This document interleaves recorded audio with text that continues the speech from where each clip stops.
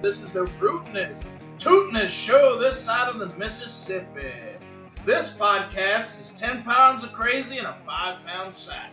So butter me up and call me a biscuit, because you'll be as surprised as me to see what this posse of banditos has in store for you tonight. To reply, and you're not friends or family, we'll send you one. We're not paying for it, though. Pick your favorite cast member. You'll get the name on it, too. You'll get the favorite, you'll get the name on it, and you'll get a blow-up sex doll. The shirt belongs to Frank. In all seriousness, Travis, thank you to Heather and whoever she worked with to get those made. I think that was a big surprise to all of us. I don't think we ever knew it was coming. Maybe you did. No, I didn't. Okay. Actually, as a matter of fact, when I came home, I guess it was Friday. I think it was Friday. My mother-in-law was over, and I was putting stuff away in the house, cleaning up a little bit when I got home from work. We were getting ready to drive to Denham Springs for a wrestling tournament that was going to take place Saturday morning, and I was just trying to hurry up. And then my wife said, "Well, I think Carson left, a mug in the man cave." And then I got kind of mad because I was like, "Oh, this bum always leaves shit laying around, can't pick up after himself." And then my mother-in-law, I don't think understood where Heather was going with it either. I don't think she realized that she had done this for us.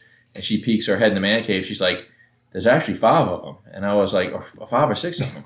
And I was like, 5 or 6 of them. I was like, how much coffee does this boy drink? Like, I've only seen him drink coffee every now and again. He mixes a lot of cream in it, whatnot. And I go peek my head in and I see him. I was like, oh, damn, that's very nice. So it's very cool. It's got our, the logo that's on our logo that's on Spotify, the logo that's on Facebook, the logo that's on X, but it's on coffee mugs. And like I said, you can be the first person who's not friends or family who may try to get you one. So yeah.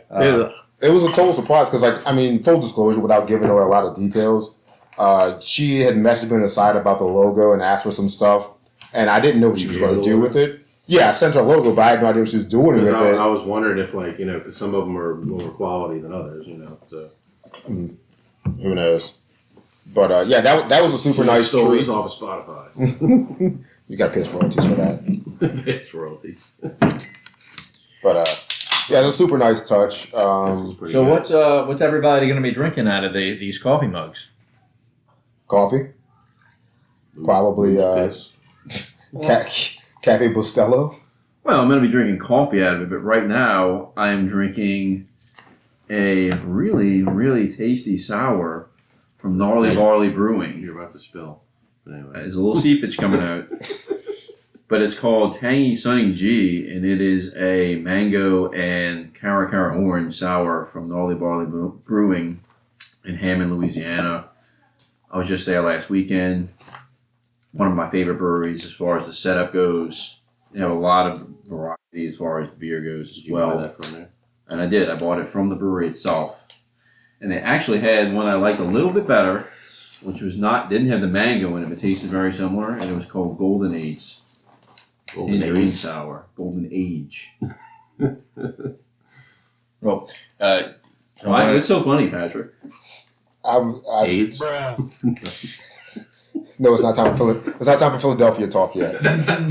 I'm laughing because I'm thinking about when we're going to pan around and ask Grayson, who's sitting in with us for the moment, about what she's drinking tonight, and it made me laugh. Okay, sorry. Grayson, you're about to finish yours. So what are you drinking tonight? A Capri Sun. What flavor? Tropical punch. Oh, it's not. Is it Roaring Waters? Is it Roaring Waters? Yeah. It is, yes. So it's the water. So it's like the watered down, Bud Light version. 1 gram of sugar now. It's like the Bud Light version of Capri Sun. Both the regular and the Roaring Waters, they reduced the sugar. So now the Roaring Waters is mineral water. And the regular Capri Sun's like the Roaring Waters used to be. But I think we can all agree at this table that Pacific Cooler is probably the best Capri Sun. Or is that just a debate for another time? Yeah. Might be a debate for another time. I like kiwi strawberry, the green ones. Well, one of the things that I found interesting, you said, and we may have mentioned this on a podcast, and there was a little while that That's the orange. Todd, Mike, and I were talking about the humor and the idea of what goes into making a brewery and renting out the space and basically just forming our own brewery. And Todd mentioned drinking Gnarly Barley Sunny D beer over there.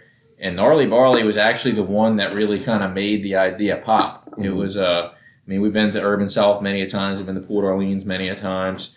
But Gnarly Barley, if you've never been there, do yourself a favor, take a ride out to Hammond.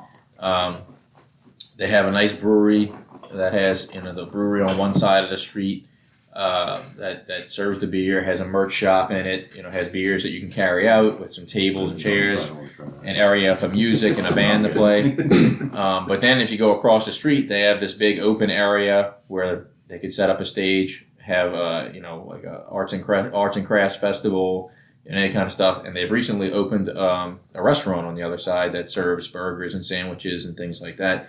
So it's a lot of open space, and it's just a great way to just go out and spend a Saturday. You can just go outside, sit, have some beers, have some food, listen to some music. They really have the setup done correctly. So I have to give like a major shout out to Gnarly Barley on that. And most of them are kid friendly too. I mean, before they built that burger joint with Gnarly Barley, had in that open field was a lot of games for kids to play. I had like cornhole and like this big tic-tac-toe board and things like that. And I feel like a lot of breweries today are kind of making it geared towards family outings instead of just adult outings. So it's. That would be wise. The more people can get in there to come there, and I have to like worry about finding a sitter for the kids or someone to watch them while you go out and do adult things and whatnot like that. Yeah. It makes sense. If you go over to Faubourg out in New Orleans East. If you don't get a shot, you wear a bulletproof vest, but it seems like they always have something going on out there, whether it be live music and games for the kids. Like they had an Oktoberfest one time, it was pretty cool. Like bouncy houses and whatnot. Yeah. Well, since we're on the topic of like kid friendly and also cool atmosphere, I am drinking a Zony Mash Making Groceries IPA, which two things to say of it is one is I don't normally drink IPAs. It's not really my preference. Normally when I go to breweries, I usually pass on the IPAs if I'm doing a flight. I just don't like the general all around hoppiness of it. This one to me, you can definitely taste a little bit of the hoppiness, but it's still kind of got a little bit of a lager type taste to it. So I really do like this. Probably my favorite IPA that exists out there, and that is Making Groceries by Zony Mash. But same kind of thing, like if you haven't been to Zony Mash is an old movie theater that has been converted into a brewery. The Gem Theater. So they still have the movie theater screen on the inside. They have plenty of seating. They have the brewery inside. Outside they have a stage set up to where, again, musical acts play, plenty of outdoor seating and outdoor bar that serves the beer they brew. So again, nice place for a family atmosphere. I know during Halloween they play horror movies on the screen while people are enjoying their beer. So it's another great environment. But I am drinking Making Groceries by Zony Mash with Mosaic and Citra hops. Are you getting paid to do advertisements for these breweries? Unfortunately, I'm not. But all we can do is hope to gain follows and then maybe do a pod from the brewery. You guys want to sponsor the pod? Sounds like a road trip sitting over. I mean, Zony Mash, if you're listening. Sean, what are you drinking? Well, I'm looking at the Making Groceries can, and shout out to the Simone guy who does that art style. We met the dude on a magazine one day, like randomly walked by his stand, and he signed the back of a painting for us. Was it the guy that Mike met, though? The guy that Mike met. What's his name? Was it Terrence Howard? Terrence Howard. I don't think it was Terrence Howard. Terrence Howard. What was his name? The guy Terrence. We love you, Terrence Howard. You were better than Don Cheadle. Okay, who's the guy that Mike met? Terrence Osborne. Terrence Howard. There you go. Way to show your heartless. See, I never heard of the guy. Well, next time we're at my house doing this, I'll show you the two paintings right above the table that are from Terrence. Have you ever heard of the Jazz Fest? This one has a white tip. Go ahead, Sean. Oh, Jesus. I think I mentioned this one before. I think we might have our title for this episode. First of all, it's in my Toth Sunday koozie, the end of Mardi Gras, but also green because St. Patrick's Day is coming up. I'm drinking the Elysian Space Dust IPA again. It's very, this one's very hoppy. It's strong. It's 8.2% alcohol. And it's way better on tap. Like if at Carrollton Station, if you can get it on draft, it's way, nice and cold. It's way better than in the bottle. But even though it's called Elysian, it's definitely not local. It says Elysian's bottled and brewed in Seattle, Washington. Washington? So I don't know why Elysian Brewery would be in Seattle, Washington, but whatever. We got a lot of kids in here for a non-kid friendly podcast. This is a PG-13 version, Right. and none of them in here are 13, right? Sex dolls already mentioned. So Yeah. I don't know. Is there a PG or Y7? Is that the rating on TV? Something like that. And Patrick's got his little snooter. Yes, Snooter. I must quote unquote snooter glass. And as usual, I'm not drinking beer today. I'm drinking Eagle Rare bourbon, known by many, loved by many. Not else to say about that. Travis, I've noticed your beer while looking at it. You have a pretty interesting little koozie for your beer. What is your koozie right there? I am sporting the UNO Privateers college koozie. That's a bunch of, all four of us at this table are UNO alums. That's where we all got our college degrees from. This is not a sports-related koozie. This is just one that represents the school. But it does have the badass like privateer fleur-de-lis logo on it. Yes. It's I was wearing that polo Very, yesterday. I should have left it on. very, very underrated logo in college sports, So, I would say. speaking of UNO and kind of segue into something, the first topic we want to really get into. So football season is over with. So for a lot of people, your Sundays are kind of less action-packed and whatever, and people are kind of figuring out, what do we do until the next season comes out? Well, we know they have the USFL, or the USFL. UFL. The UFL, I'm sorry, which is now merged with the XFL to just be one spring ball league. But there's still plenty of sports to go around, even though football is the major sports genre in our country. We've got hockey they're just past the All-Star break and they're starting to inch closer to playoff time. And the NBA. NBA, they just got for All-Star break, so they're back in swing now. Their playoffs start, I think, around June. The NBA. Oh, it's more in May, I think. More May, yeah, so that's right. But speaking of UNO, baseball and college baseball specifically is now started up and underway, and we are actually going to go to the Tulane UNO baseball game on Tuesday. Well, so it'll be my first game of the season. Looking forward to it. I know there are a couple games in the season so far.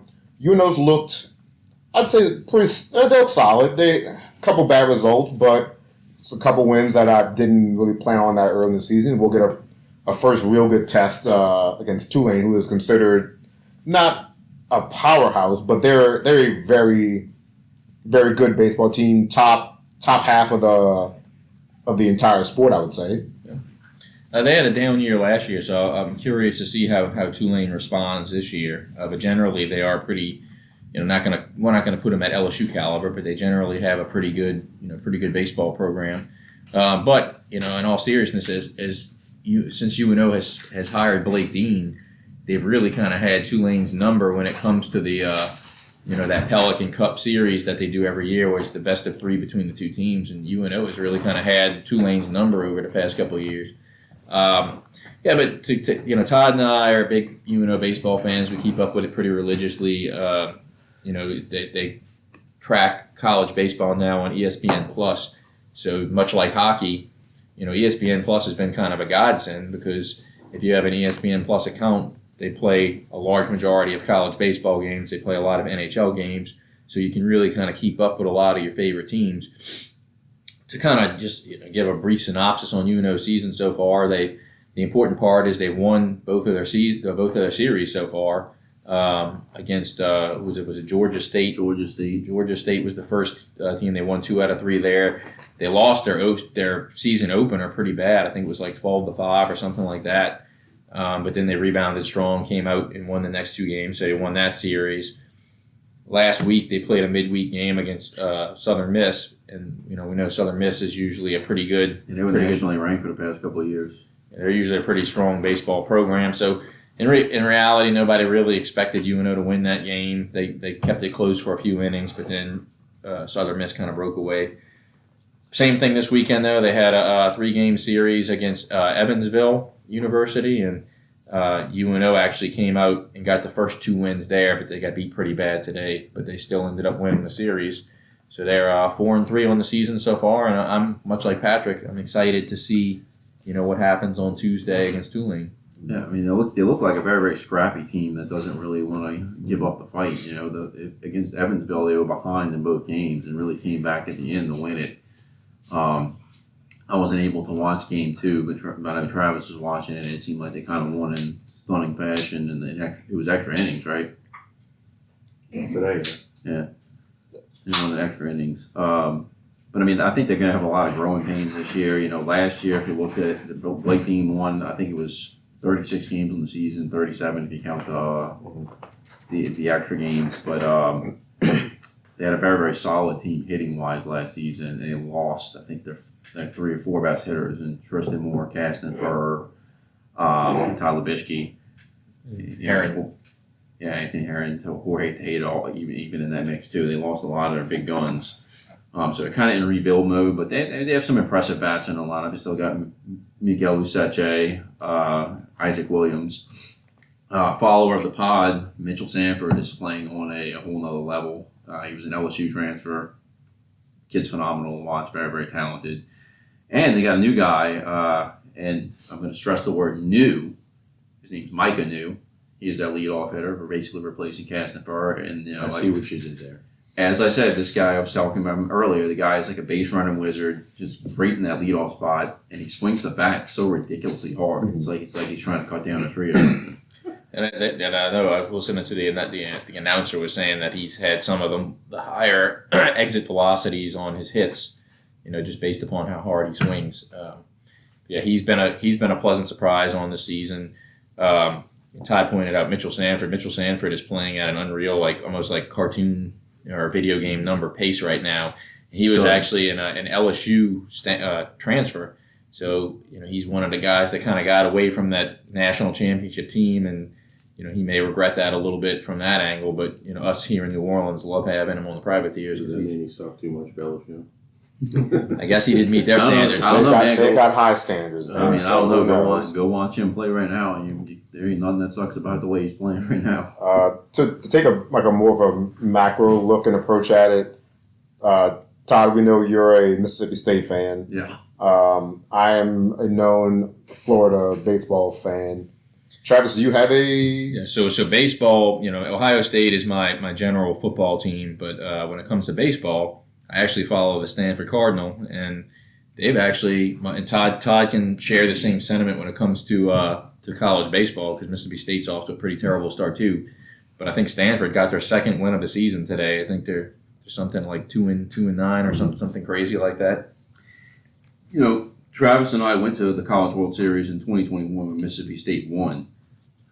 It was probably, I would say, a top 3 trip that I've taken in my lifetime. It's a really, really great experience. I would say it's top 1. It's probably my favorite trip I've ever been on. It was a god trip. It was great. Really good. So I would highly recommend it if you haven't been. But I guess where I'm going with this conversation, Patrick mentioned I'm a Mississippi State fan, and I had actually proposed this idea. I'm not trying to cut you off. I had actually proposed this idea back in 2021. Mississippi State was ranked 3rd in the nation at the beginning of the season, and I remember we were sitting at Philburg, and it was, I think, me, Travis, Sean, and I think Biff, maybe Mike was there too. Was at the time Mike and Jason came? I'm not sure. But I even said, Mississippi State goes to the College World Series, I'm going. Yeah. And I was like, and everybody was kind of like, yeah, we're in, we'll do it. I wasn't joking, man. We did it. It was a fun experience. But Mississippi State has not looked good since that year. They had a mediocre season, I think, the following year, and they have been pretty much terrible. Lightning in a bottle. Yeah, a trip to Omaha is definitely on my kind of bucket list my short list of sports things I'd like to experience and attend. Sean, I think you're just more like a UNO baseball fan. I don't think you have a college team from what I remember, right? I mean, I jumped on the bandwagon with LSU last year and won some money on him. So, Hey, nothing wrong with that. Making a little money never hurt anybody. Yeah, not like a ton, but when they won the championship, I made like $37. Yeah, something like that. So kind of going out even further, let's take it away from college. No, let's not take it away from college yet, because we're talking about going to see our first UNO baseball game, again being UNO on It should be my profile picture. Tuesday. Going to watch them play Tulane. This probably won't be our last UNO game of the season. We'll probably at least try to catch 2 or 3 more through as the season goes on. And I propose the idea of going out there and maybe doing a pod from Maestri Field at a tailgate. The maze. Maybe seeing if we can catch some of the UNO players on their way in and see if they'd be interested in sitting down and answering some questions on the pod for a sec. Maybe pull up a truck and watch the game from the left. I'll take your From the grassy idea. I'll take your idea a couple steps further. We're not going to just go to 2 or 3 games. We're going to go to a bunch of games. We're going to go watch some games from the levee. We're going to maybe do a tailgate for a couple games. Obviously go into the stadium and watch a couple games. We'll see if we can maybe talk to a player or two post game and do a quick little interview with them. Maybe if they let us get some publicity for them and maybe for us as well. But no, like the games are easy to get to. They're not expensive. So I think we're going to go to a bunch of them and have a good time. No, I mean, and the tickets. What's the highest ticket price? Like, is it like $10? It's $10 to sit in the bleachers, right? I think Yeah. so. The ticket prices, even behind home plate, are very, very reasonable. And it's like I said, last season, I think they won 36 games on the season. They were a highly, highly entertaining team to watch. Tristan Moore, I think, jacked out like something like 25 home runs last year. So it was a pretty fun team to watch. Unfortunately, he transferred to the University of Houston, but You look, we do follow Willie Fresh. and look, shout out to Barstool New Orleans, who also follows the UNO Privateer baseball team. They're following our pod. We're following them, and a couple of the players. I know we praised Mitchell Sanford earlier for being this stud that we ended up receiving from LSU. He's following our pod right now. Hopefully he's listening. But also, I shouted out the guy who pitched this morning for UNO. Didn't have his best outing today, but he's a very nice guy. He pitched great in his opening game. He did with six scoreless innings on the first opening series. But I made a post back on Twitter, probably when it was called Twitter before it was X, stating that my son Carson really likes him. He's his favorite player, and he actually sent me a DM and said, "Well, hey, look, bring your son to a game. Let me know how many." It's like He slid into Travis's DM. Let me know. He's like, let me know how many tickets you need. Well, I'll get you some tickets, and got us behind home plate, and got us some free tickets to the game. So it's very nice of him. So just be on notice. All UNO baseball players, trainers, coaches will come into your DMs. That includes Slide you, Blake into Dean.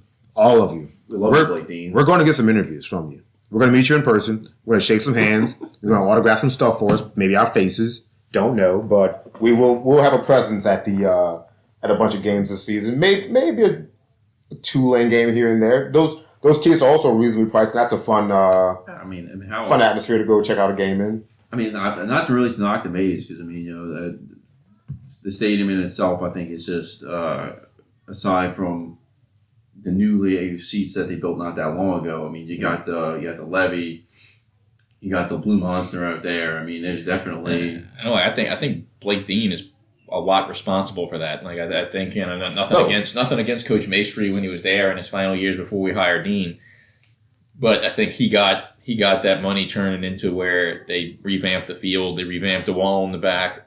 I mean, the field is looking pretty nice now. There's definitely a whole lot of uniqueness to that field, and when you go there and watch the game, it kind of just feels like home. Great stadium. But before we move on to Tulane, though, Sean, would you like to vent a little bit about sitting on the levee? Vent about sitting on the levee. Fuck, you just put him in a spot there. Yeah, what's your complaint about wanting to sit on the levee? About what? I don't know what you're getting at. That they don't let us sit on the levee. Yeah, they act like it's for students or whatever the hell it is, and it's like we've got paying customers that want to go out there.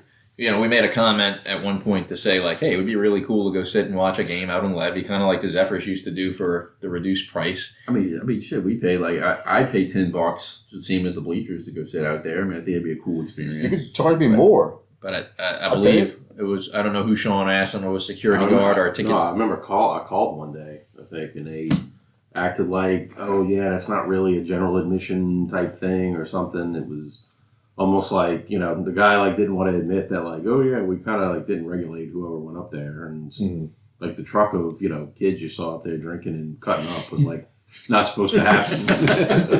Well, I made a joke the other day about just act like you're taking a tour of Suno's campus and walk out of their building and climb the fucking fence, because that's basically the fence of Maestri Field separates UNO's campus from Suno's campus. Like, what are the dorms called in the back? Like Privateer Place or something? Yeah. I think from there you can come up back there, something like that, up the levee or something. Todd, let me ask you this: would you? I haven't looked at the schedule, so I'm just speaking hypotheticals. I don't know it yet. If your dogs go to the box, would you be interested in taking I would, but the trip up? I talked about that with my neighbor. It'd be a wasted trip this year. I talked about that with my neighbor at some point, but I mean, the tickets for that game were like astronomical. They were like, I mean, LSU's price gouging. It's not, you don't get the $10 experience that you get. I went to a few games last year. They're a little more expensive, but they're not that bad. I went to probably four or five games last season just at the box, depending upon who they play. What is the average ticket price?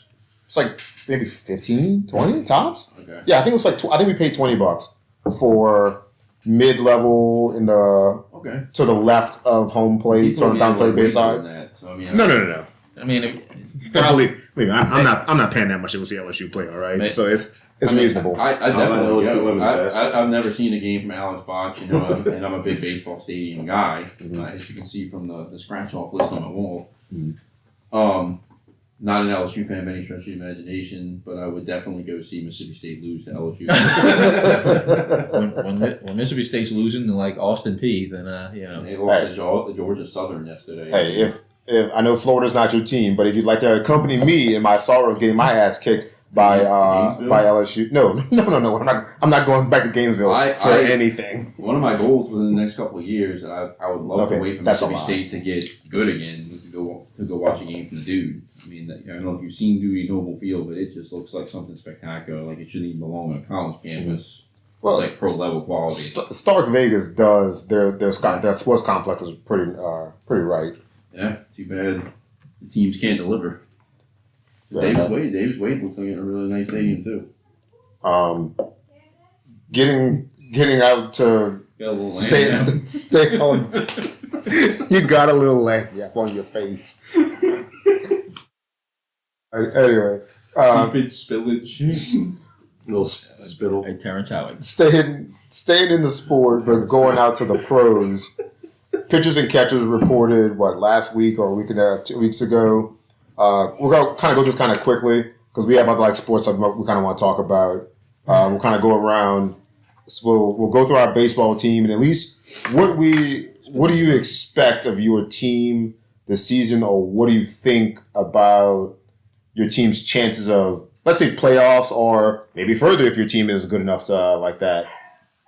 I mean, I think my team has a legitimate shot to make it to the World Series. I think my big concern right now is whether or not Kyle Bradish is going to be pitching this season. There's rumors coming down the pike that he may need Tommy John surgery, and that, with the addition of Corbin Burns, you would think, you have Burns, Bradish, Kramer, Means, if Means can stay healthy. Means is supposed to start the season on the IL too. Grayson Rodriguez. That's a pretty solid rotation right there. But now there's rumors that Bradish might not be playing this year. He might have Tommy John surgery. The pitching rotation already is kind of like the big question mark for the Orioles. It's still receiving criticism with Burns as their ace. So, I mean, I think if you can have a solid rotation this year, the Orioles have a good shot to make it to the ALCS and to possibly make it to the World Series. Because, I mean, their lineup is pretty much stacked from top to bottom. How soon did they call up Jackson Holiday? No, he's gonna be opening day. Oh, okay. I would think that the Orioles would be doing themselves a disadvantage and not have him as an opening day starter. I mean, just even like, imagine even though the team's already good, I think that kid can also bring in a lot of money for that team. I think it would be a disadvantage for them not to bring him up. So is he playing short or second? Oh, he's gonna play short. I think it would be Mountcastle first, Westberg second, Holiday short, going to Henderson third. And Urias, despite being a Gold Glover, I mean, still going to be a utility guy. His bat just doesn't bring much to the table. Todd, if let's just say Bradish doesn't play this year, what would you like to see the Orioles do with that last spot in their rotation? I mean, I've said this before, and we've talked about this man on the pod. I think Trevor Bauer would be a nice fill-in that spot, and he's willing. And I really don't know if you guys have seen, but he's really willing to accept deals for like almost like league minimum. Mm-hmm. Like he wants to be back in Major League Baseball, and the dude tore it up in Japan. So it's like why would Major League teams not give this man a shot? It's already been proven that he's been wrongfully accused. All those charges have been dropped. Why not give Trevor Bauer that shot? I'll jump in real quick since you brought up Bauer because he was not exactly linked to the Cardinals, but there was some also talk. went on record saying that he would love to play for the Orioles. So that's good. I would like to see Bauer get another shot being a Guardians fan. I used to love him when he was an Indian. Mm-hmm. There was some talk, I think, for maybe a hot minute about him and the Cardinals. Maybe had some conversations about if he had a spot for him and what that would look like, where he would fit into the team. My team outlook, I've got some mixed feelings. I like bringing Carpenter back. That's more of a sentimental thing, but I think he'll help us. Did you want to bring Adam Wainwright out of retirement? Adam Wainwright can come out and do the national anthem anytime he wants, but as far as putting on a jersey, I don't really want to see much of that to happen, unless we have a rash of injuries and we just need You're very hard on a guy who gave his heart and soul to that organization, man. Listen. I know. I mean, he was didn't he play his whole career for them? Yeah. He did. He is a legend, absolute legend stud. The last 2-3 years of hanging on and those horrible starts that we got out of him just kind of tarnished not his overall reputation for me, but I'm still sour about those last 2 seasons or whatever. Not like we had like he was holding anyone up from coming up to take a spot from him in a rotation, but it was just watching his starts were a little painful. But as far as the team, we still have Arenado, we have Goldschmidt, Carpenter's back. The pitching staff is going to be solid. I don't think we're going to be world beaters in that regard, but we should be able to hit enough to make up for the back end of the rotation being average, I guess. Obviously, the goal is always to make the playoffs, but for me, beat the Cubs, win the season series against the Cubs is a mandatory thing. I don't know if we're going to have enough to keep up with the Reds and Dela Cruz and that whole cast of characters because they look. I don't want them anymore. Yeah. But the Reds, I mean, I know it's spring training and preseason, but that was the Guardians' first game of spring training, and then the Reds beat the shit out of the Guardians. So yeah, I mean, that team is very much on the ascend. Just all the talent they have, especially the young talent too. So they're gonna be a problem. The Pirates are gonna be. They're frisky. I wouldn't say they're a great team, but they're going to be frisky. They're going to give us some I remember errors. last season, the Pirates started out ridiculously hot. Yeah.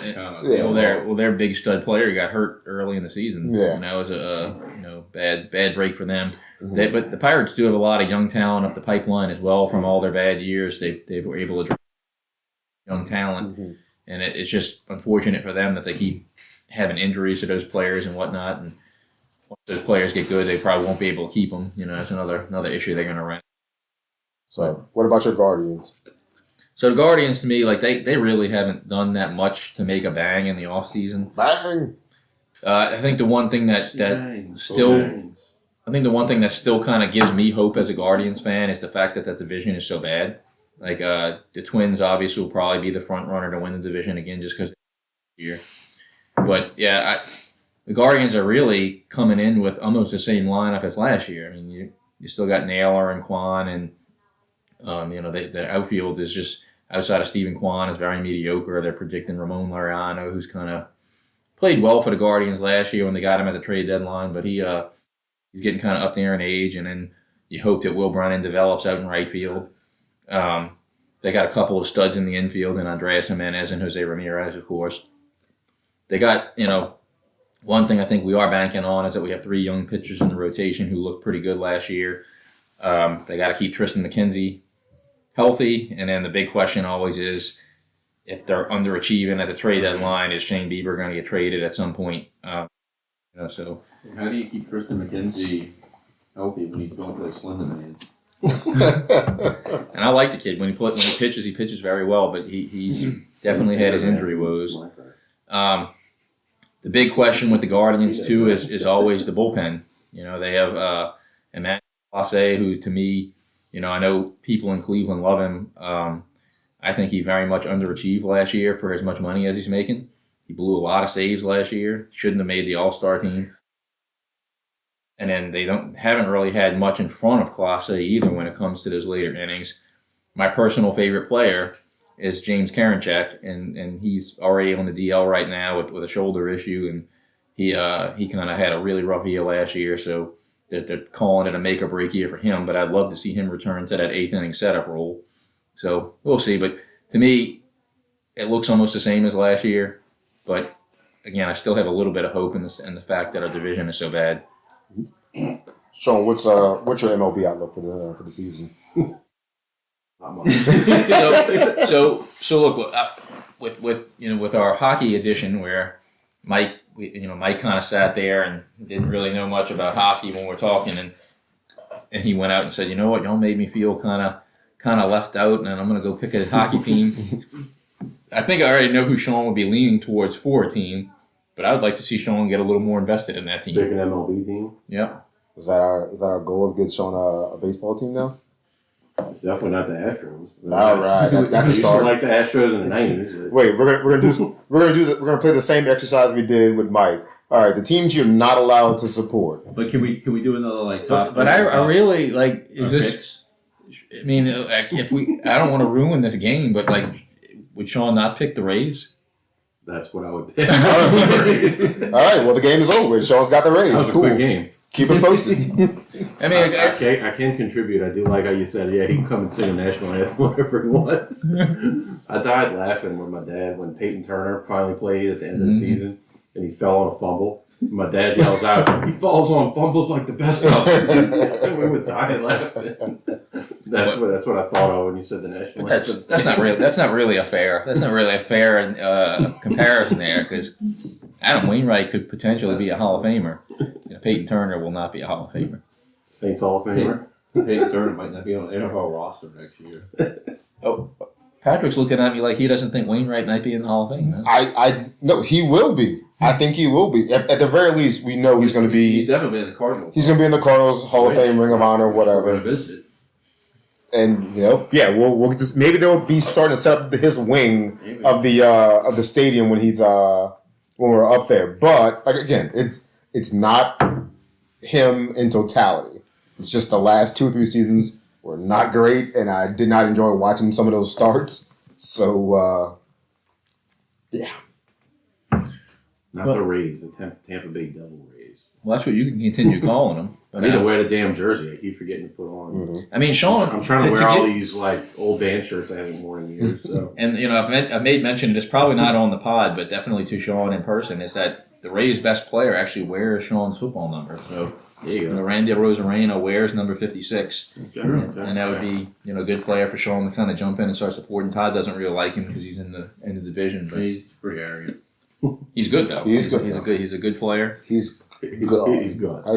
He's God, but he's an arrogant turd. But He's good. I'm not going to speak for everybody, but I have a pretty good idea that everyone's going to agree with me when I say the sentiment. We are all rooting against the Dodgers this year, but not that we haven't been anti-Dodgers, because we all kind of are, I believe.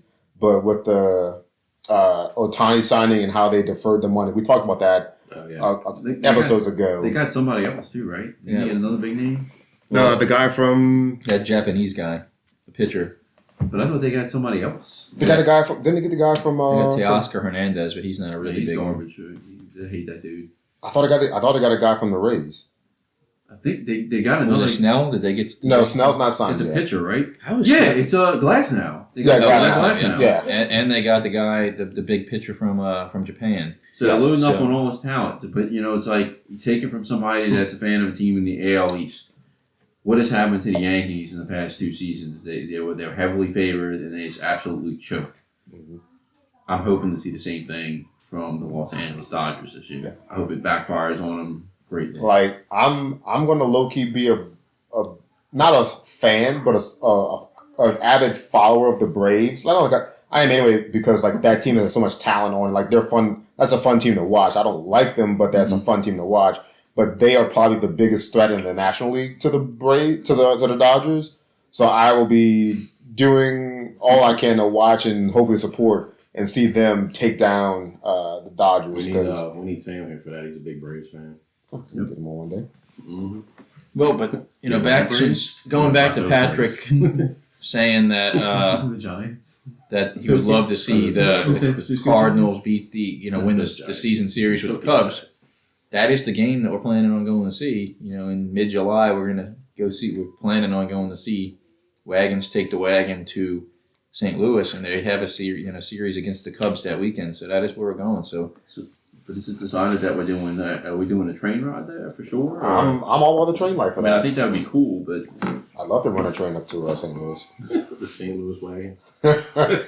Was that maybe the team name back in like the 1800s, the St. Louis Wagons? It could have been. we definitely need Sean to clear his schedule and come though. Russell's in. He Good, said. good. Mike in? Not that I know of. Mike? Speak up, Mike. We can't hear you. Oh, yeah. But yeah, that ought to be a fun trip. The baseball trips are really enjoyable. Sean came a few years ago to Dallas with us. This will be the first one Patrick's on with us. This will be a really cool, enjoyable trip. I do enjoy baseball, even though I don't have a team necessarily. That's fine. You're a fan of the sport. We know that. It's never too late to start, Sean. But I mean, here's the thing though.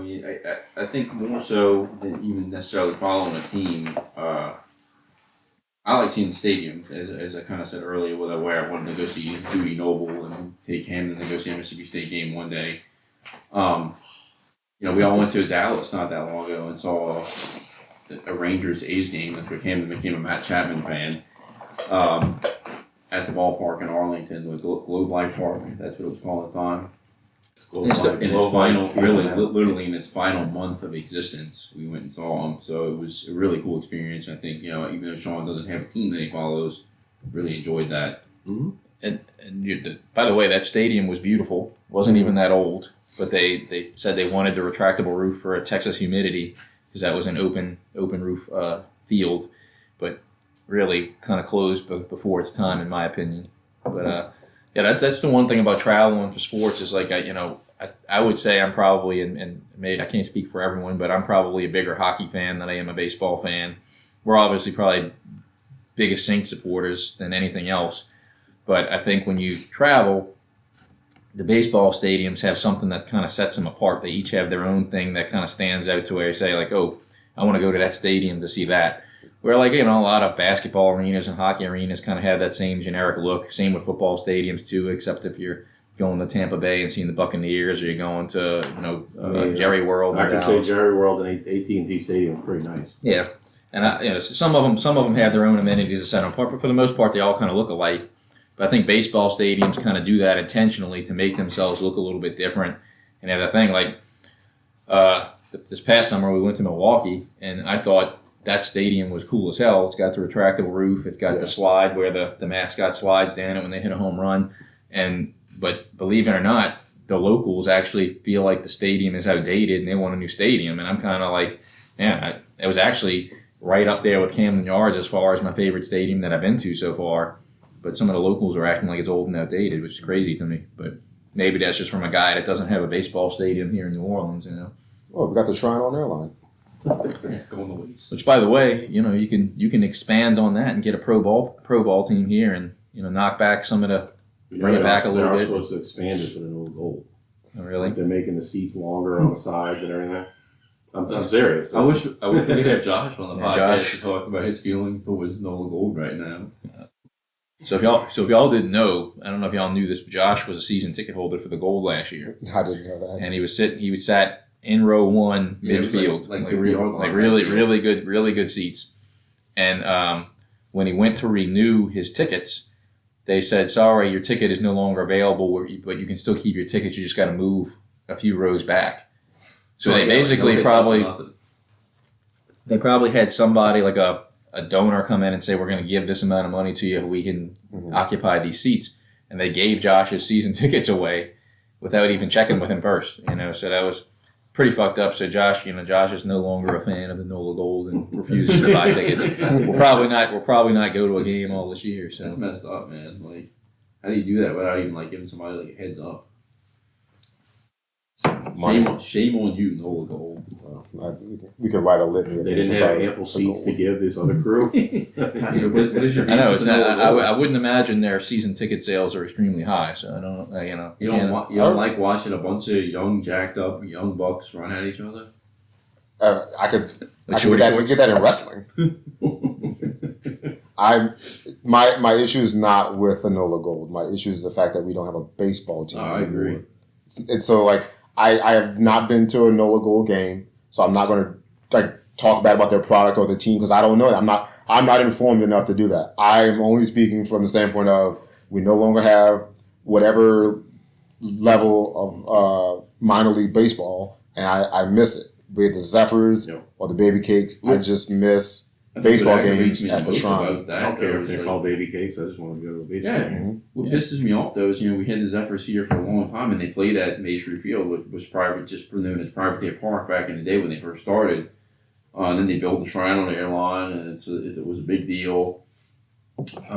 They decided to change the name to the Baby Cakes, and I think they were hoping to kind of boost ticket sales by doing that.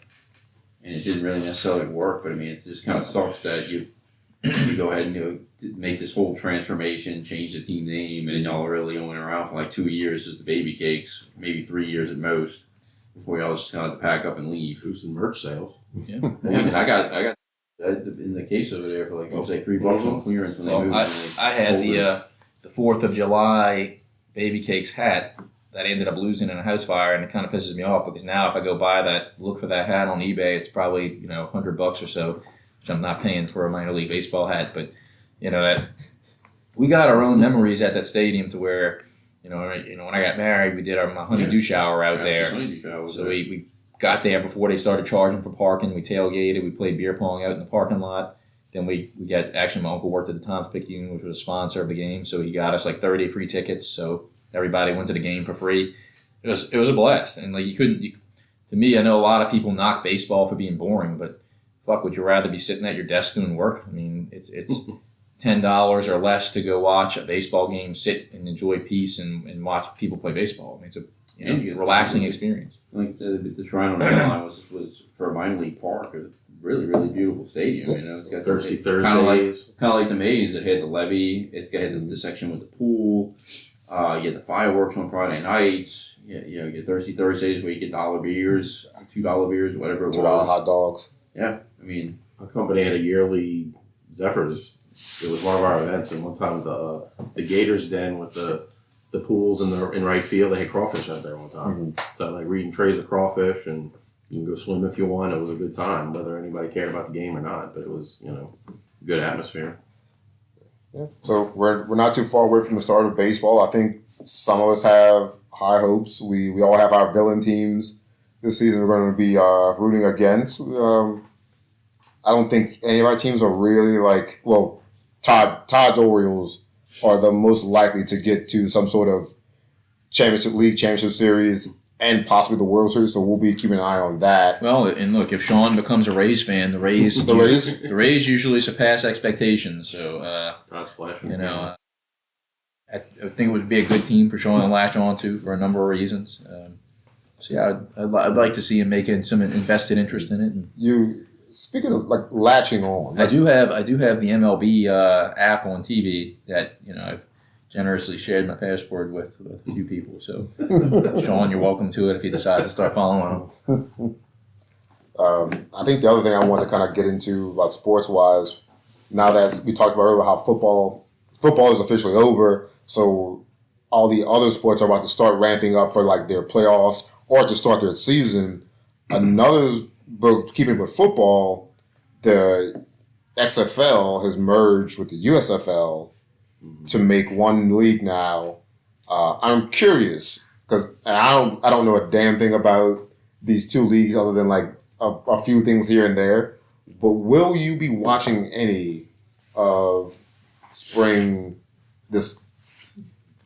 Go ahead, Travis. I will probably be watching the New Orleans Voodoo, which I think are now playing out of Lake Charles. They're bringing them back Really? because Chase Forcade, Rummel alum, will be their quarterback this year. Oh, Wow. So Very good, shout out to Chase. Chase is an excellent young man, by the way. Like if you ever Chase, if you're listening. Yeah, if you ever get an opportunity to meet the kid, I mean, one of the things that always stood out to me about Chase was that the kid started at Rummel as the quarterback as a sophomore, and like you would not know that he didn't fit that stereotypical star athlete mold because he was the guy who was nice to all the athletes, but He wasn't a douche?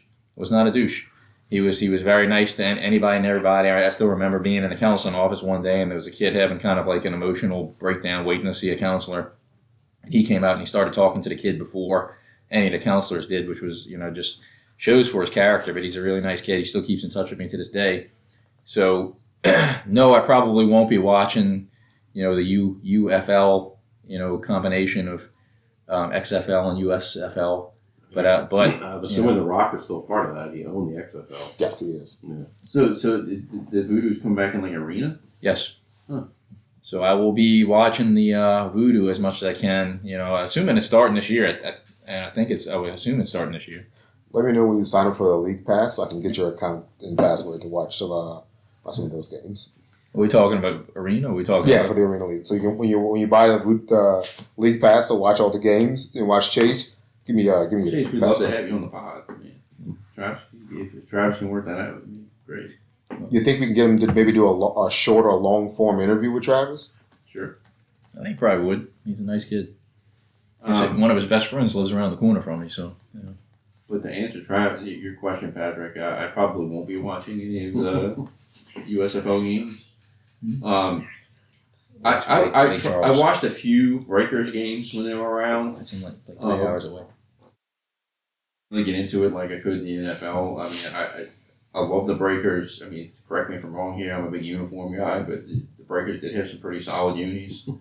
The mascot was cool as shit. Dave the Wave. I had the T-shirt with Dave the Wave on it.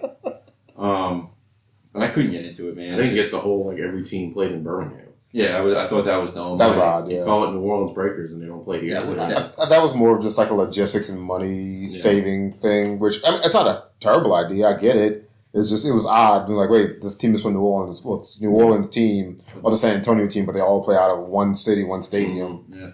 That was just odd. But I mean, The bubble.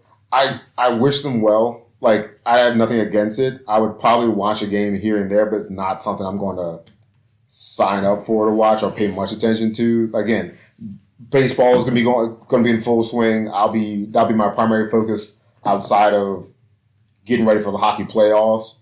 I have other sporting interests I'll be kind of keeping tabs on too. Yeah. So, but I wish him well though. I mean, I'm sure the Rock and his group has put a lot of money into it, and hopefully this merger gives them more resources to make a better product. That's actually cooler than the old logo, I think. Yeah, that's much better than the old Just logo. So they're changing their name. They're going to be the Louisiana Voodoo, and they're going to be playing out of St. Charles, Louisiana. Lake Charles, Louisiana. Excuse me. Starting this year. So If anyone from the Baton Rouge Zydeco is listening, go look up the Louisiana Voodoo logo and take notes. That's how you do a logo and do it properly with good colors and outline and design. Don't bring that, whatever. Just do better with your logo. Don't have Zydeco with a hockey stick under it. Yeah. So yeah, that's I was kind of surprised to hear though that AJ McCarron turned down his backup job with the Bengals to go back to UFL football. He joined the St. Louis team, if I'm not mistaken. I believe so. Yeah, I think he said he did it because he wanted his kids to know him as a football player and not just like hear stories about him playing football because they were too young or not born when he was playing in Alabama and then his brief NFL career. So yeah, that's cool. He turned down a decent backup money to go play in that league again. So good on him. That's a very Doesn't nice. have his NFL career painted on his chest, the big old chest plate that he's got. He might. Like to paint his mom's chest. It's admirable. I'm sure he probably is not making His mom or his as much- wife? Both.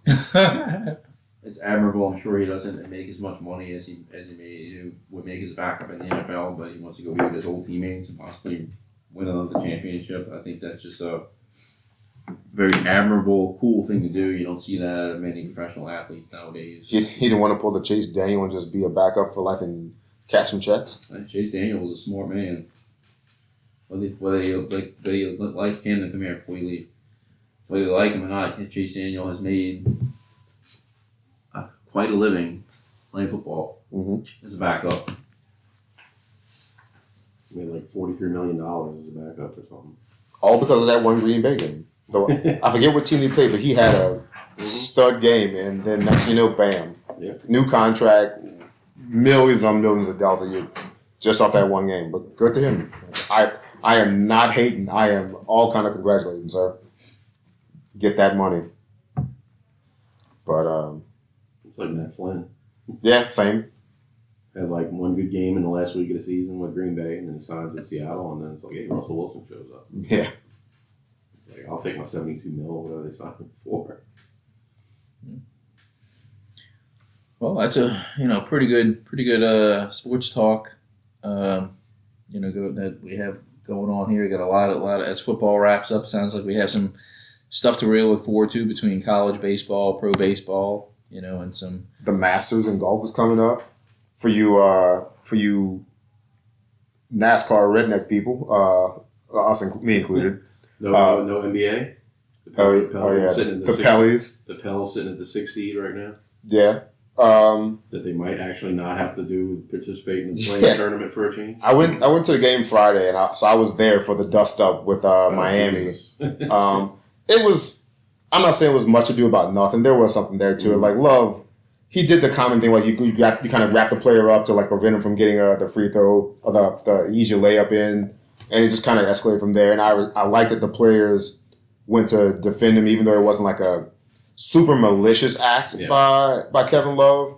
But Zion was very thankful to his teammates for having his back in the press. So that's good. I think. I heard Alvarado got suspended like 3 games, I think, for coming off the bench. Yeah, he got 3 games. So did I think Thomas got a game. Yeah, Thomas from the Heat got 3 games. Butler got 1.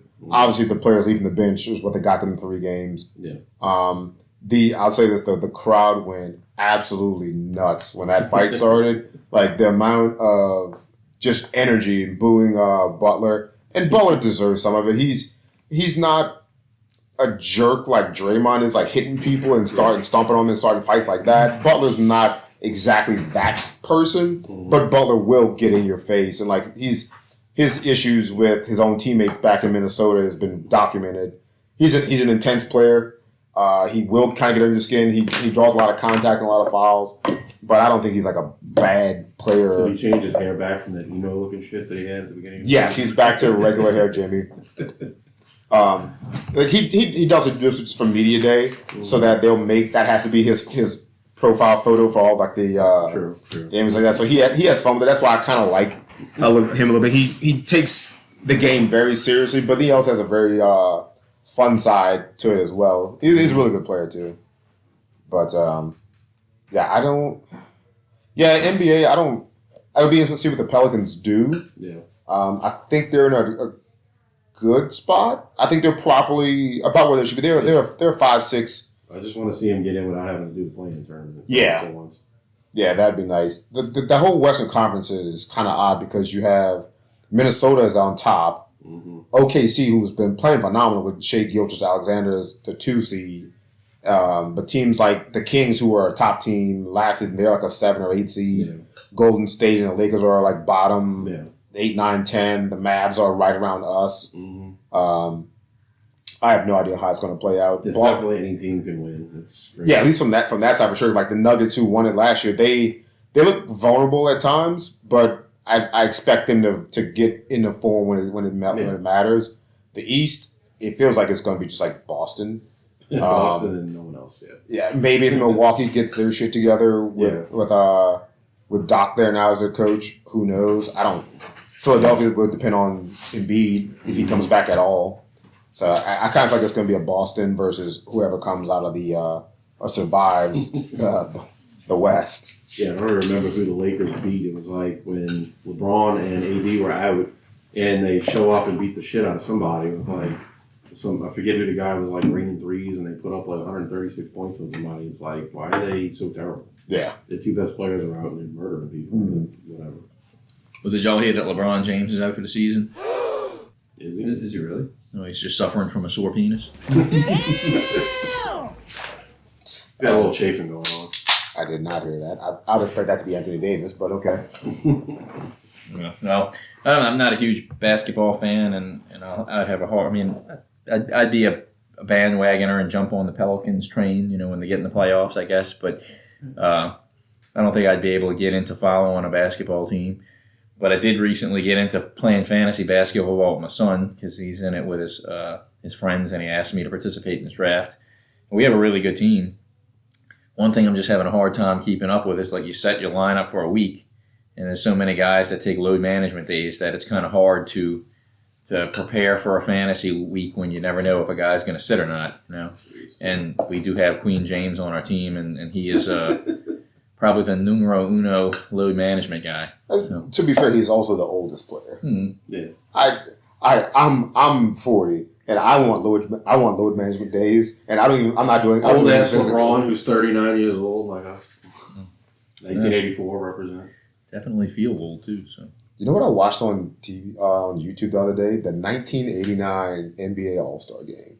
Oh wow! Now all the talk they had about the NBA, like how the All-Star Game wasn't really a game; it was more like a fluff piece. Was it like the Pistons against everybody else, or the All-Star Game? No, it was actually like it was Pistons, Celtics, Lakers and Bulls heavy, but there was so much talent in the rest of the teams that it was. What year was that? 89. There was one year I saw a picture of it. For some reason, random NBA Travis can kind of actually some random NBA posts will just kind of come up on my Facebook feed, and it's from like basically the era that we actually watched. I don't know what year it was, but it was the year the Supersonics had Sean Kemp, Gary Payton, and Detlef Schrempf all in the All-Star game. We need to order that Funko Pop duo set with Peyton and Kemp. I got The NBA Jams version of it. Yeah. Where it's got the sneakers are red. He's got holding the pixelated red ball on fire. I need to order that thing. Speaking of ordering, I actually have this one. It's a Target exclusive. Sean Kemp. Nice. The Rain Man. He was one of my favorite players back in the day. Here's one of mine too. But yeah, I mean, let's see. So speaking of ordering, Uh-oh. what'd you say? Uh-oh. Good. Oh, no. I placed the order for my Jersey? my no. But yes, but no. Yes, but no, not what I wanted to bring up. My clink room hat. It was that was a pill to swallow, knowing that I have to wait 4 months for that thing to come in. Ooh, is it the pre-order? Oh yeah. Which one was it? The Too Faced to hide. Nowhere to hide with the two faces separating like that. Just give you a heads up now. If you do as you want to get one, you're gonna pay up front. Well, I regret not getting that Mothman one because I'm a big. Yeah. Obviously, I'm big into cryptozoology and extraterrestrials and all that kind of stuff. And the Mothman is probably one of my favorite stories, folklore. And I saw that hat, and even the color scheme of it was kind of like almost like a forest green with the black. Yeah. And had the Mothman on it, and it's kind of like. Since we're talking about the road trips and whatnot, one of my nerd bucket list trips would be to go to Point Pleasant, West Virginia, to go to the Mothman Fest. That would be a pretty cool experience. Tell me about this. It's a festival in Point Pleasant, West Virginia, to kind of celebrate the whole folklore of the Mothman, because that's where all the sightings are. I think it happens in September of every year. So this sounds like another potential road trip for the pod, much like Blurred Fest. I mean, for Todd it does, yes. I mean, there's probably nothing to do out there other than go to that festival. So I mean, where at? Point Pleasant, West Virginia. Oh. For the Mothman Festival. Will you be dressing what up? What the hell is in West Virginia? That's like a state I forget about. West Virginia. The Marshall University is there. Country road. Again, what's in West Virginia? Math. Would you be dressing up if you go? As a furry? As a furry Mothman? Sure. No, I wouldn't be dressing up. But you know, back I on did the a pretty cool shirt that my sister got me with all like the cryptozoology folklore on it, and Mothman is on it. So I'd probably wear that shirt. but back on the topic of clink rum hats, though, Pat. You know, since we talked about the voodoo, I think my favorite clink rum hat that was ever put out was one that's looked pretty similar to the voodoo logo. It had kind of like that. It was purple and green, and it had like a Papa Legba looking character on it. Yeah. That one's way since discontinued. Missed my opportunity to buy it. But while we're still on this topic, they recently released the French Bulldog one that's pink and black, and Todd's daughter's birthday is coming up in June. She was just sitting in here with us, and I'm thinking about buying that one for $55, but also have to understand if it's going to fit her head because they're only fitted. So Yep. Make sure you get a measurement. Yep. And Well, I mean, how soon does it run out though? Because I mean, those things it's only limited time to. so that typically the pre-order normally runs for a few months, and then you have 3 or 4 months of production and shipping time. That so like mine, the one I had ordered, the pre-order ended today. The estimated delivery is early June.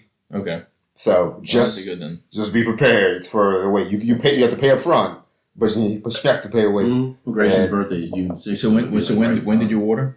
It finalized today. Okay. So yeah, it's about 3 months for, which isn't bad for a cat that's custom designed by someone from the art side, and then you have to take it, get the hats, make them, and go through all that stuff. So I guess it makes sense, but it's just it's 3 months out, and you're like, damn, I wish my hat was here like right now. My question is, Clink Room, why are they limited time? Why can't you just order them year round? I mean, I'm sure that design is saved. Like, Probably. I don't know. I think that's just how they do it. if you were to repost that Mothman hat, I would order it. I would say the same thing about the I don't know what it was officially called, but the Papa Legba looking hat. But yeah, Todd and I actually, you know, our mom is always looking for something to get us for birthdays and Christmas, and she'll usually just say like, if you find something you really want, order it and whatnot. Well, Vintage Hockey put out their pre-orders for the New Orleans brass jerseys on their site. So Todd and I decided like, hey, that would be a good birthday present. Speaking of, it's a big birthday coming up. So we pre-ordered a brass jersey a couple weeks ago, and I got the notification email from that it was going to be in production, and it would probably ship in late April, which is month and a half after our birthday. But I guess it's worth the wait, you know. Yeah. Todd, just to let you know, that Frenchy U hat that you were talking about, it ends tonight. Oh shit! So you need to order like tonight if you want to have that by in time. So just a heads up. It ships in July. I'm sorry. You think I should just get the 6 and 7/8 and call it a day? I mean, head's smaller than mine, so I mean, my head's small. She'll grow into it. It's a dope hat though. It would definitely be a hat you like going. Even just like kind of close inside. Tuck the ears into it. Yeah. And there are ways to stretch it or shrink it if you need to, if you've got a size that's a little off. But going kind of tying back to baseball, I was looking at my hat collection today, and I realized I can't find my blue with the Cardinal logo hat, and I don't have a red hat at all. So now I got to go on Fanatics and buy another red STL Cardinals hat and another blue hat. So that's gonna be another $9,500 that I'm getting taken out of for hats. Well, I was dropping the Guardians recently released 2 spring training hats that I liked. You know, one of them kind of had that like almost silky feel to it, and it was straight navy blue with the G with the wings logo. Yeah. And they recently released one that was called like spring training batting practice hat, and was white. It was a white hat with kind of a navy blue back, and it had the red and blue stripes across the white. I saw that one out pretty nice. And I was like, I sent both the links to Heather and said like, hey, my birthday's coming up, so we'll see. That's the one he's getting. Yeah. Oh, That's the one thing I really, This one he's my getting, only yeah. pet peeve with like the Trying to find what Cardinals. he wants. Our hats are very generic, and they can't really get a whole lot of creativity with them. because it's really just the Cardinal itself. Like the old school Cooperstown like Cardinals logo, where he's kind of like got his back turned, but he's looking over his shoulder at you is kind of cool.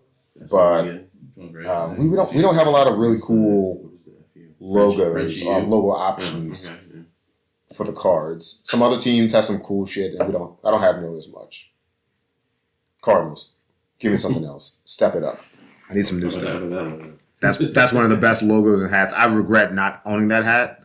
For those that don't, it's on for audio only. This Sean has the NOLA Pelicans with the Mardi Gras What is it called? Yeah. fleur de lis on it. It's the purple green Voodoo one. Yeah. Mm-hmm. Voodoo Souls. Yeah. This was the one I was talking about. Yeah, that one's legit. But I don't know. You got anything else? Oh, I meant to ask you. Talking about like bandwagon or following on to sports. What do you think about the Inter Miami soccer team this season? I haven't really watched. I kept up. I know they got Messi, so I know it's a bunch of my sister-in-law, her husband's heavy into soccer, and he was excited about the idea of Messi coming to the United States, and I'm sure he probably follows it at Why home is he heavy into soccer? because he's Brazilian. Good And, answer. and that concludes our soccer talk for the season. Well, you're a soccer guy. What do you feel about it? Football. I will not be watching MLS soccer. I can't do it. Some of the games are entertaining, but the play of the league as a whole, coming from watching European soccer and all the clubs on the or the national teams to watching MLS, I can't do it. I'll put a game on here and there if I'm out with a buddy watching it, sure, but it's kind of like minor league football. I'm not gonna do it. I just can't. So you're not going to partake in an arena game, watching a former Rummel guy's quarterback? No, I didn't say that. Okay. I will go watch a Houston Dynamo soccer game in person because the stadium's not far from my sister's house and it's also not far from Equal Parts. So I will definitely make that happen. But as a whole, I can't really do that MLS. Look, you can go in there and make a little bit of a merch stop just to get a little Check out something. Say you've been there. Final Bet on Fox on Thursdays with Garland, Gillen, and those crew. You know what I'm talking about on Fox 8? No. The sports guys on the Fox 8 News, Mhm. they do a final bet thing, Juan Kincaid and all that, and they actually talk about like Bundesliga and shit like that. They'll actually talk about bets and things. I'm just like surprised they go that deep into it. It's not all Homer LSU Saints shit all the time. I probably won't check it out, but thank you for the They usually laugh at the dude when he says Bundesliga. I do. Like I said, you said if you stop there, it's a good thing to maybe pick up a little something that just said you've been there, even if I'm not to buy a jersey or anything like that. No, I'm good. But usually when we go to the ballparks, I'll usually bring back a little something from the stadium, like My sister has some magnet or some something. souvenirs and stuff from them, but I don't. At most, I might get maybe a T-shirt. That's just like I don't want any evidence. Yeah.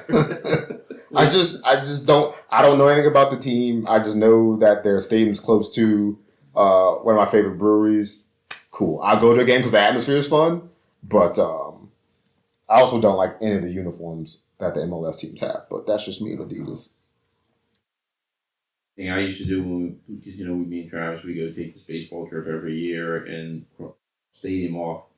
One thing we initially did was we buy like our favorite players' jersey shirts. Mhm. With those is that they're getting like astronomically expensive. They're like $40 for a T-shirt now. Yeah. So I kind of stopped doing that. I mean, because I could go buy a jersey off of DH Gate, a Stitch jersey off of DH Gate for like $25, and it's cheaper than a T-shirt. So what I do now, if you kind of see in the background, if you move Cam in his chair out the way, I have a case full of baseballs that I usually collect from the baseball stadiums that I go to. And I pick up some along the way from like other places. Like I have a Sunliner Diner baseball. I got the Lambert's Throw and Roll baseball. That's what that is. And I have a 50th anniversary Disney World baseball. Most of the other ones are from the MLB stadiums that I've been to. As the MLB season gets started and the minor league season starts playing, I will be back buying more minor league team apparel. Yep. As I talked about earlier on when we started the pod, I will be doing that though. So that'll increase, and I'm sure I'll have a purchase or 2 or 3 from St. Louis when the time comes. The Montgomery biscuits. You need to wear that shirt. I will, Yeah. especially with the even though I like the old logo better, the new logo is still pretty good too. Though. Yeah, you need to start your collection of those T-shirts. Yeah, and supply some other things. Like if they could give me a Montgomery biscuits like bobblehead with a mascot, all in. I would collect little mascot figurines like that too. That'd be kind of cool. And Travis, you have a tank from the Montgomery Biscuits game, right? Yes. Yep. And Patrick asked me to bring him back the T-shirt while I was there. It's fantastic. So, but yeah, he needs to get that collection started with all the ridiculous minor league logos. All right. You know what? Speaking of that, it pissed me off. It kind of grinded my gears. But do we have a grind my gears segment today? We can. I don't know if you guys have anything you want to get off your chest, but I mean, I can certainly. you always have something to get off your chest about it. But now I lost my train of thought. I was mad about something minor league. You don't baseball. remember what grinded your gears? No, I'm old and I lost it already. Is it the pricey merchandise at minor league baseball games? I mean, No. It was there's a minor league team that had they had a special logo edition for some games, and it was the motorboaters. oh yeah. And I tried to buy it. I think I might have showed you guys a picture of it. I go on the website, they won't ship it out of state. I'm like, what? Like, I would like to give you money for your awesome logo and a koozie and a T-shirt and a hat. Nope, can't ship it out of state. I'm like, are you kidding me? Where did they play out of? I think down in the Dakotas. Travis, Motorboaters are only from Yeah. North Dakota. Well, something doing with like the Mississippi River, like the motorboaters. I tried to buy it on. I thought I was doing something wrong. And it was like, no, they don't ship outside the state. I was like, this is tragic. I mean, not that I've ever been to a Manitoba Moose game, but I've always loved the logo. Even both of the logos really had the old cartoony style Moose logo. That was the Missouri. original one. Look at how close they are to St. Louis. They're not. They're like North Dakota. Because I thought it was Missouri, but it's not. No, It's Bismarck, North Dakota, I think. Oh, they're called Missouri. Yeah, but it's like they're out of Bismarck because their normal team is like the Bismarck, not the Lark or something like that. But yeah, you would think it'd be like Missouri, like the state. No, it's like Bismarck, That's like North crazy. Dakota. Missouri, North Dakota. Something. I don't know. Well, I've always been a Manitoba Moose fan just because of how cool the logo looks. Not watch the game, but I was just looking at the website trying to get some merch because I like the logo, both the old cartoony style logo that they had when they first started, and the new one that's kind of like a mean looking moose. And I was showing Travis some of the merch that they had, and he was actually going to buy me a koozie of the Manitoba Moose birthday. But he said it was like $5, but the ship was going to cost like $20 to ship from Canada. Mhm. He decided not to do it. Canada. I've always been a Manitoba Moose fan just because of how cool the logo looks. Not watch the game, but I was just looking at the website trying to get some merch because I like the logo, both the old cartoony style logo that they had when they first started, and the new one that's kind of like a mean looking moose. And I was showing Travis some of the merch that they had, and he was actually going to buy me a koozie of the Manitoba Moose birthday. But he said it was like $5, but the ship was going to cost like $20 to ship from Canada. Mhm. He decided not to do it. Canada.